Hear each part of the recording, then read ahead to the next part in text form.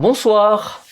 Alors, une fois n'est pas coutume, je vais vous présenter une application qui, je l'espère, pourrait être utile aux meneurs et aux meneuses de jeu qui regarderont cette vidéo. On va parler de Legend Keeper. Legend Keeper, c'est une application qui permet à la fois de créer des wikis, de concevoir des mondes, d'avoir des maps, de faire des cartes heuristiques et pas mal d'autres choses qu'on va voir ensemble. C'est un peu le même genre de logiciel que World Anvil et Kanka, deux outils que j'ai eu l'occasion d'essayer, qui sont très puissants, mais qui correspondent pas vraiment à ma manière de travailler, on va dire. Car oui, je me sers de Legend Keeper pour préparer mes parties et avoir un support sur lequel je peux m'appuyer lorsque je mène. Mais on va voir ça plus en détail. Alors voici à quoi ressemble l'application quand on l'ouvre. On peut voir ici qu'il y a mes projets. On ira en visiter quelques-uns après. Là on va juste en créer un nouveau pour que je vous montre à peu près comment marche l'application. Tuto vidéo. Donc là j'ai créé un nouveau projet comme je l'aurais fait par exemple pour n'importe quel jeu. Alors ça c'est la page de garde qui vous donne quelques informations utiles. C'est en anglais mais vous inquiétez pas, à part cette page là il y aura rien du tout. Je bite rien, absolument rien en anglais. J'utilise ce logiciel quasiment tous les jours, je n'ai aucun problème. Ce qu'on va faire c'est que ça directement on va le supprimer. Donc de base quand j'ai créé mon projet il m'a mis une page vierge, enfin là où j'avais mes explications qu'il a renommé comme le projet. Du coup, ce qu'on va pouvoir faire, ça va être de créer soit des pages, soit des tableaux, soit des maps. Pour faire ça, on va aller ici. Imaginons, on va commencer, on va créer une page. La page qu'on va appeler, je sais pas, personnage. Hop, personnage, je peux également mettre une icône ici. Les parents, c'est si je veux mettre cette page dans une autre page. C'est pour avoir des dossiers qui vont tous se mettre sur la gauche, on va voir ça directement. Par exemple, je fais créer. Du coup, j'ai ma page personnage qui se trouve à gauche. Si je veux que ma page personnage appartienne à mon groupe tuto vidéo, j'ai juste à la faire glisser dedans. Maintenant, si j'ouvre le menu déroulant, j'ai ma page personnage qui est dans mon tuto. Sachant que du coup, tout ça, ça va être des pages. La page tuto vidéo est également une page qu'on peut remplir comme je veux. Bla bla bla, Lorem ipsum. Et pareil, bla bla bla 2. Bon. Jusque-là, rien de très extraordinaire. Petit truc qu'on peut faire, je peux, si je veux, faire des liens. Si je mets un arrobase personnage, par exemple, il va me retrouver la page personnage que j'ai fait et je vais avoir un lien directement dessus. Ou alors, juste en passant ma souris, je peux avoir le contenu de la page. Et si par contre, jamais je décide de cliquer dessus, je rentre directement dans la page. Donc ça va être la partie wiki qu'on va pouvoir faire avec Legend Keeper, qui est quand même assez intéressante. Ensuite, ce qu'on peut faire, on peut créer des maps. On peut créer des maps, on va l'appeler map simplement. Je vais lui mettre une petite icône de carte, pas de parents, on s'en fiche, on va la créer. Et là, qu'est-ce que ça va nous dire? Ça va nous dire qu'on va pouvoir aller chercher une image, une map du coup, à mettre en fond et sur laquelle on va pouvoir venir faire 2-3 choses. Mais ça, pareil, on le verra après. Ce que je peux faire également, c'est créer un board, un tableau, que je vais appeler tableau. Hop, tableau, voilà. Dans ces tableaux, je vais pouvoir faire plusieurs choses. Je vais pouvoir, par exemple, créer soit une page, soit une autre map, soit un autre tableau, ou lier quelque chose qui existe déjà. Par exemple, je peux lier, là j'ai ce que j'ai déjà fait, ou alors je peux les rechercher, je peux lier personnage. Et du coup, j'ai une case où j'ai mon personnage. Et ça, on va voir qu'après, ça va être extrêmement utile. Et sachant que je peux aussi, par exemple, créer autre chose, test, j'ai pas d'inspiration, et tout ce que je crée va toujours se retrouver sur la gauche.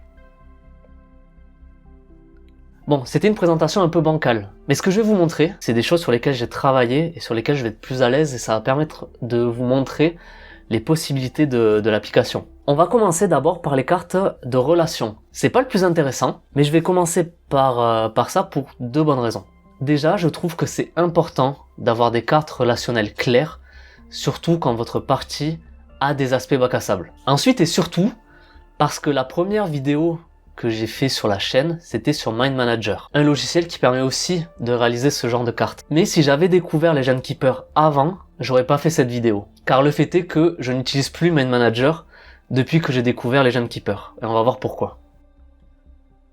De base, je voulais vous montrer la map de relation que j'ai faite pour la campagne En ton sang de Dead Genesis. Mais vu qu'elle n'est pas finie, et que dessus il y a une grosse flèche orange pour indiquer qui a tué Altaïr, on va éviter au cas où si un de mes joueurs passait par là. Donc j'ai plutôt utilisé celle du meilleur des jeux de rôle, Patient 13. Alors visuellement, les maps sont moins poussées que ce qu'on pourrait faire dans Mind Manager. Mais là où c'est incroyable, comme je vous disais tout à l'heure, chaque case, ça va être une page de wiki. Et du coup, si je clique dessus, j'ai une fenêtre avec toutes les informations utiles que j'aurais notées au préalable. Par exemple, si je prends livre, on voit que là, j'ai donné les infos données dans le bouquin. En plus, en bleu, ce que je fais, c'est que j'indique la façon dont j'interprète le personnage pour garder une cohérence au fur et à mesure des rencontres avec eux, et en violet, ce qui change dans leur comportement suite aux actions des personnages. À force, l'interprétation s'y fait. On a bien le personnage en tête, surtout si on joue régulièrement, mais si c'est pas le cas, c'est toujours utile d'avoir ce rappel. En un seul clic, j'ai 2 mots qui permettent de me remettre rapidement dans la peau du personnage. Et d'autant plus dans un bac à sable, où on peut pas toujours prévoir quel PNJ les joueurs voudront aller emmerder aujourd'hui. Je peux vous en montrer d'autres que j'ai fait rapidement. Allons sur Monsieur Clou, et petit détail, mais qui du coup fait que pour moi, ce logiciel est clairement au-dessus de Mind Manager, c'est que vu que c'est des pages, on a des onglets en haut qu'on n'a pas dans Mind Manager. Et ça, c'est quand même extrêmement pratique si je veux que sur la fenêtre de gauche, ce qui apparaisse en premier, c'est par exemple la photo du personnage et ses informations utiles directement. Mais après, sur les autres onglets, là, moi j'ai mis les secrets de chaque personnage, mais j'aurais pu avoir un onglet également avec des stats ou avec des notes de ce que je compte leur faire ou de ce qui va leur arriver. Et par contre, là, on voit des relations de personnages, mais on peut aussi se servir de ce genre de tableau pour faire des structures de scénarios en toile d'araignée par exemple, comme on retrouve les icebergs qu'il y a dans City of Mist. J'ai que cet exemple qui vient en tête, mais je suppose qu'il y en a quand même plusieurs autres. Bon, on a commencé gentiment à avoir un des aspects de Legend Keeper, mais maintenant on va s'attaquer à un plus gros morceau. L'outil le plus répandu pour les meneurs de jeu, c'est bien évidemment l'écran. Sauf que les écrans, il n'y en a pas pour tous les jeux. Et même quand il y en a, les infos dessus sont pas forcément toujours très pertinentes. D'ailleurs là j'ai l'écran de Nock. Nock il est fabuleux, c'est pertinent, c'est extrêmement beau. Je l'ai pris parce que je voulais le montrer, mais ne le prenez pas par rapport à ce que j'ai dit. Donc soit on prend un écran customisable, comme j'ai ici, dans lequel on va venir glisser des feuilles à l'intérieur pour pouvoir mettre les infos qu'on veut. Soit on en fabrique un, soit on utilise un ordinateur. Et si on utilise un ordinateur, ça va pouvoir vous être utile. Alors, ça c'est l'écran que j'avais préparé pour Forbidden Lands, dans lequel j'y ai mis toutes les infos dont j'avais besoin.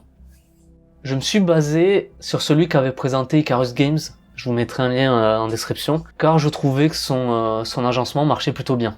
Du coup on a quoi? Première colonne, ici, on va avoir tout ce qui a un rapport avec le combat. Seconde colonne, plutôt tout ce qui est exploration, et dans la troisième, j'ai noté des petites infos intéressantes dont j'ai eu besoin assez régulièrement, plus des notes sur la campagne. Et donc là, c'est les mêmes cases que sur les maps de relations, et donc avec les mêmes avantages.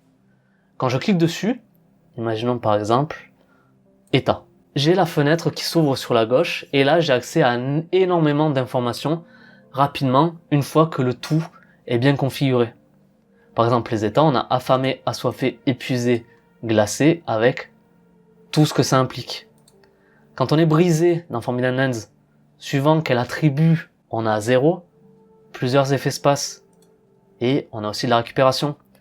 Ça évite, ça vraiment, de passer plusieurs dizaines voire vingtaines de secondes à chercher dans le bouquin. On a vraiment toutes les infos. Les tables de blessures critiques qu'on a, les plaies béantes. Parce que oui, on peut aussi rajouter des images. Je vais pas forcément m'amuser à recopier tous les tableaux, alors qu'on peut mettre des screens.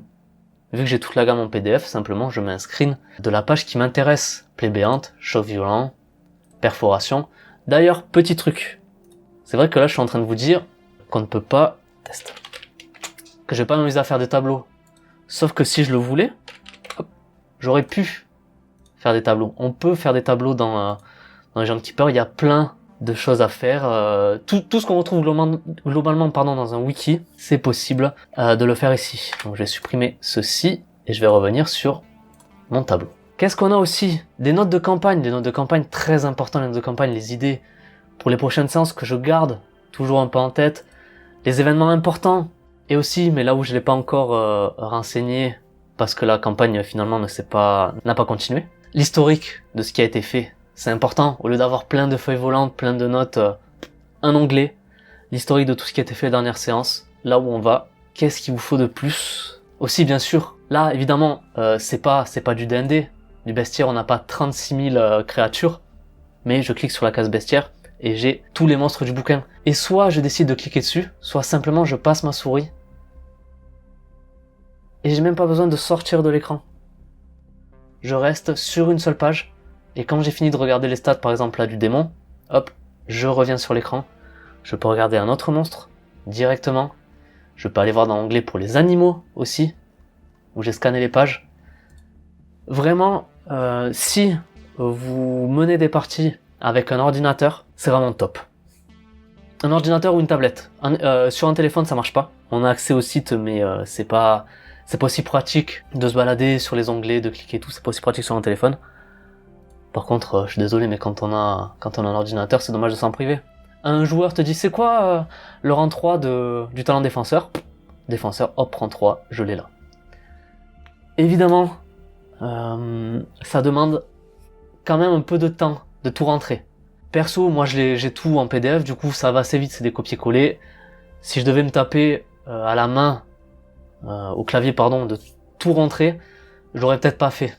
Ou j'aurais peut-être fait autrement, j'aurais pris des photos, ce genre de trucs.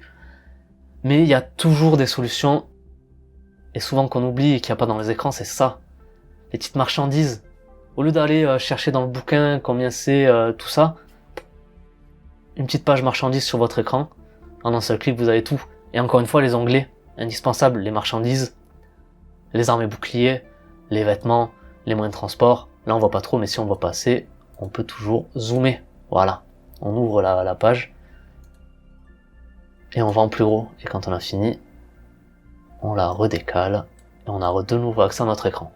J'ai un PC portable, alors pas très grand, ça marche très bien. Même sur tablette ça marche très bien, j'ai un iPad. Je vous montrerai après comment ça rend. Mais voilà, très pratique de mener des parties avec ça, vraiment. Voilà, et si en plus pendant une partie je me rends compte que j'ai oublié une info, ben j'ai juste à la rajouter, pour la partie d'après elle sera incorporée dedans.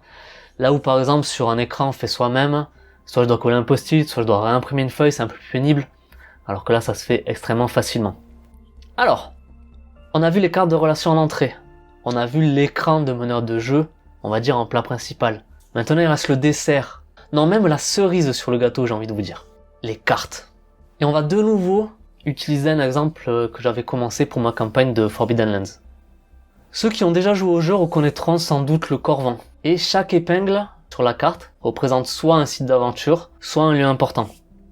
Par exemple ici, on peut voir Norfolk, le village de naissance d'un de mes personnages.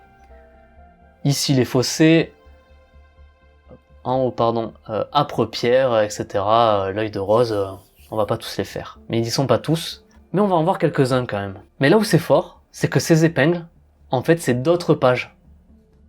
Par exemple, je peux créer une page qui va avoir sa propre épingle. Et dans ces pages, je peux avoir d'autres pages du coup, d'autres tableaux, ou même d'autres cartes. Si on retourne par exemple à Âpre-Pierre, on voit que j'ai une autre carte.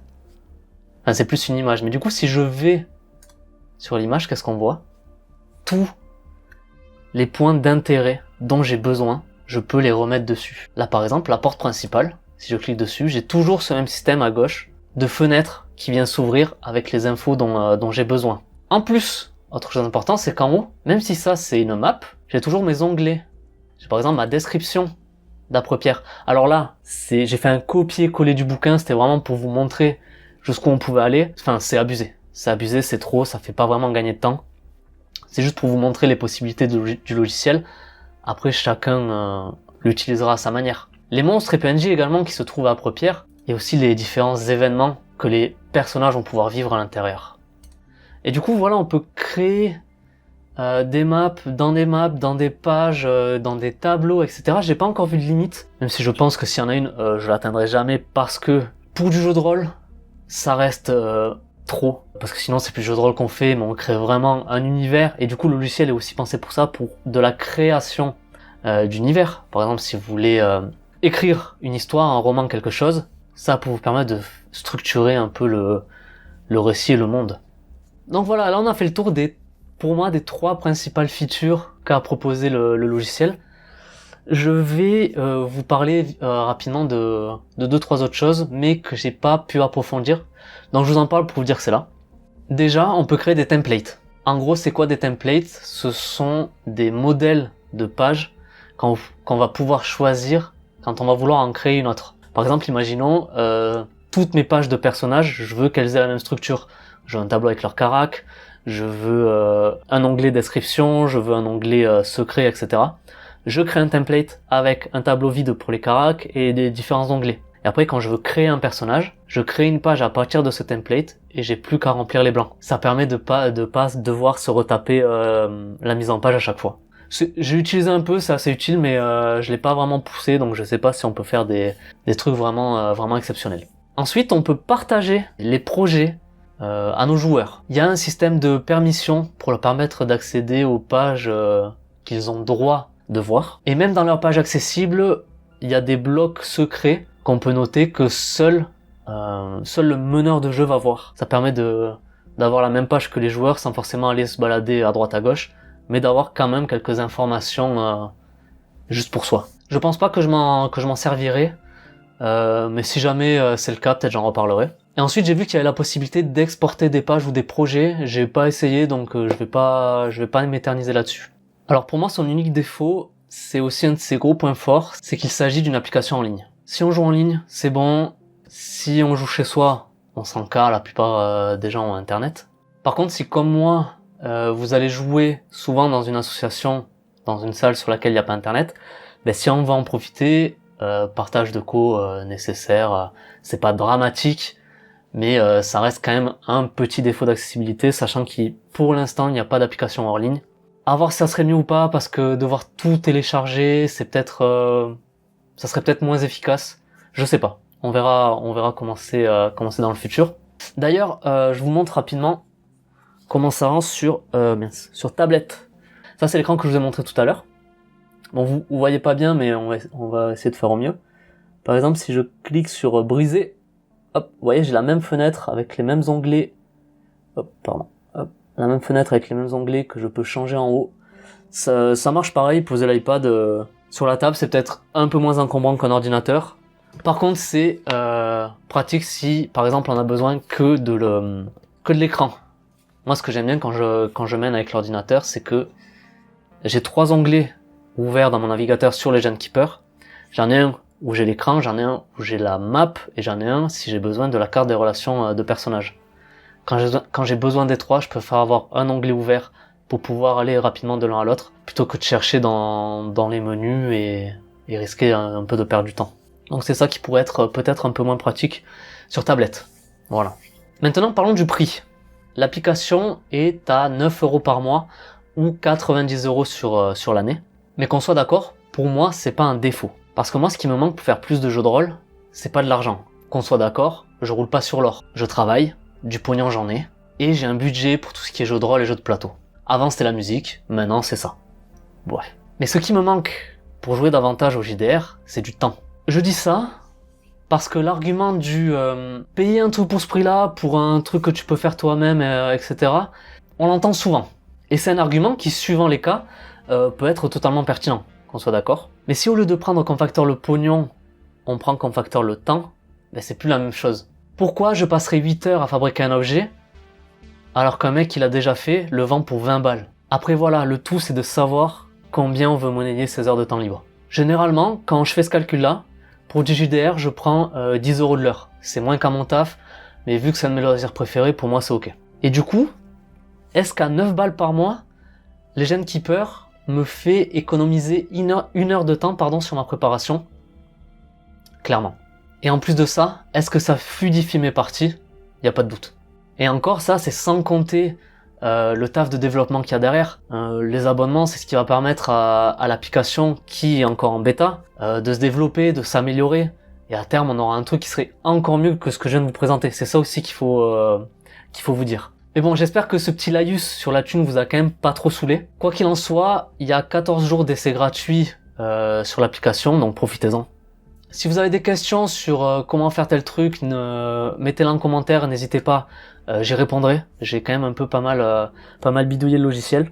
Si je vois que certains seraient intéressés que je rentre plus en détail dans l'écran, dans comment marchent les maps et tout, n'hésitez pas à me le dire également. Ça me donnera une excuse de refaire une vidéo sur le sujet.